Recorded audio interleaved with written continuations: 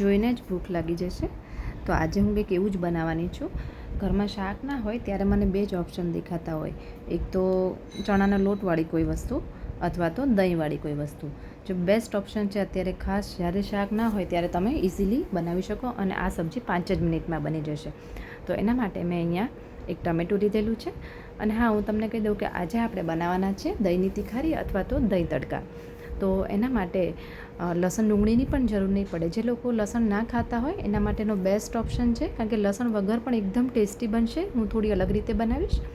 તો કઈ રીતે આપણે જોઈ લઈએ. તો એક ટમેટું એકદમ ઝીણું મેં ચોપરમાં ચોપ કરી દીધેલું છે. સાથે અહીંયા મેં આમ ઘટ્ટ દહીં હોય ને એવું લીધેલું છે, પાણીવાળું નહીં લેવાનું બને તો. તો આ રીતે ઘટ્ટ દહીંને 1 થી 1.5 વાટકા જેટલું મેં લીધેલું છે, કારણ કે મારે એકને જ જમવાનું છે, એટલે એક પૂરતી જ હું બનાવું છું. તો આ રીતે એને ઝેણીથી થોડું ઝેરી દીધેલું છે. તો આ રીતનું થવું જોઈએ. હવે અહીંયા મેં 3 ચમચી જેટલું તેલ લીધેલું છે. તેલનું પ્રમાણ તમે પ્લસ માઇનસ કરી શકો છો. આ જે છે ને 5 મિનિટની અંદર બની જશે અને ખાવામાં એકદમ ટેસ્ટી લાગશે. મને તો પોતાને બહુ જ ભાવે છે. જ્યારે હું એકલી હોય ને ત્યારે ખાસ આ બનાવતી હોઉં એમ. તો તેલની અંદર તેલ થઈ જાય એટલે અડધી ચમચી જેટલું જીરું, 5-6 લીમડાના પાન અને 3 અહીંયા સૂકા મેં લાલ મરચાં નાખેલા છે. જે લોકો લસણ ખાતા હોય એ લસણની પેસ્ટ પણ નાખી શકે અને એકદમ ઝીણું સુધારેલું લસણ પણ આના અંદર એડ કરી શકે. અને ડુંગળી નાખવી હોય તો તમે નાખી શકો છો, એ પણ એકદમ ઝીણી સુધારેલી. તો આ રીતે જો લસણ ડુંગળી ખાતા હોય તો એ પહેલાં નાખી સાતળી દેવાનું, પછી એના અંદર ટમેટું એડ કરવાનું. તો આ દહીંની તિખારી લસણ વગર પણ એકદમ ટેસ્ટી લાગશે. તો જે લોકો ના ખાતા હોય એ લોકો ખાસ આમાં ટમેટું એડ કરજો.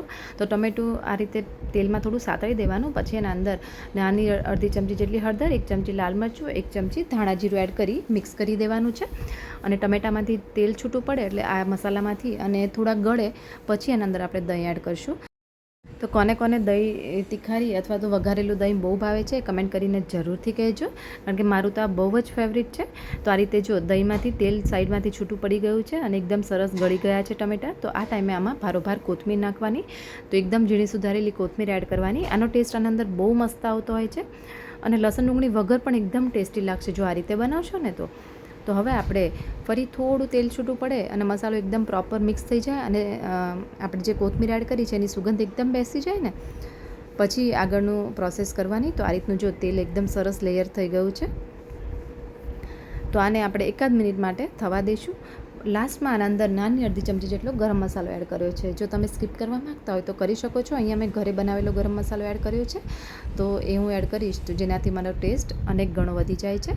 તો અહીંયા આપણે જો અત્યારે ગેસ શરૂ છે, હું તમને દેખાડું. હવે ગેસ બંધ કરી દેવાનો. એટલા માટે દેખાડું કે કોઈને ના ખબર હોય એના માટે ખાસ છે, કારણ કે દહીં અંદર નાખશો તો દહીં ઘણીવાર ફાટી જતું હોય, એટલે કે પાણી થઈ જતું હોય અને અલગ થઈ જતું હોય પાણી અને દહીં. તો એવું ના થાય એના માટે આ રીતે ગેસ બંધ કરી પછી જ એના અંદર દહીં એડ કરજો. તો દહીં મસાલા સાથે એકદમ સરસ રીતે ભળી જાય ને પછી ગેસની ફ્લેમ ઓન કરવાની, એટલે કે ગેસ શરૂ કરવાનો. તો અહીંયા આપણે ટેસ્ટ પ્રમાણે આ ટાઈમે મીઠું એડ કરવાનું. જો પહેલાં એડ કરશો તો પણ દહીં ફાટી જાય, એટલે લાસ્ટમાં મીઠું એડ કરવાનું અને એને ફરી આપણે મિક્સ કરી દેવાનું અને 1 મિનિટ માટે થવા દેવાનું છે. એટલે આ રીતે તેલ ઉપર છૂટું પડી જશે. અત્યારે મેં ગેસ શરૂ કરી દીધો છે. તો દહીં નાખવા ટાઈમે બંધ કરવાનો, પછી ગેસ શરૂ કરી દેવાનો 1 મિનિટ માટે અને ઉપરથી કોથમીર નાખી ગરમ સર્વ કરવાનું. તો આ સબ્જી આપણી 5 મિનિટની અંદર રેડી થઈ જશે. અને ભાખરી, પરોઠા, રોટલા કોઈ પણ સાથે તમે ખાઈ શકો છો. અને ઘણા લોકો એને ભાત સાથે પણ ખાતા હોય તો મસ્ત લાગતો હોય. હું તો આને ભાખરી સાથે ખાઈશ, કારણ કે મારું તો ભાખરી સાથે મને બહુ જ ભાવે છે. તો તમે દહીંની તિખારી અથવા તો વઘારેલા દહીં સાથે શું ખાઓ છો એ કમેન્ટ કરીને જરૂરથી કહેજો. અને કોના ઘરે આ બને છે એ પણ મને જરૂરથી કહેજો. તો ચલો ફરી મળીએ એક નવી રેસીપી સાથે. Thank you.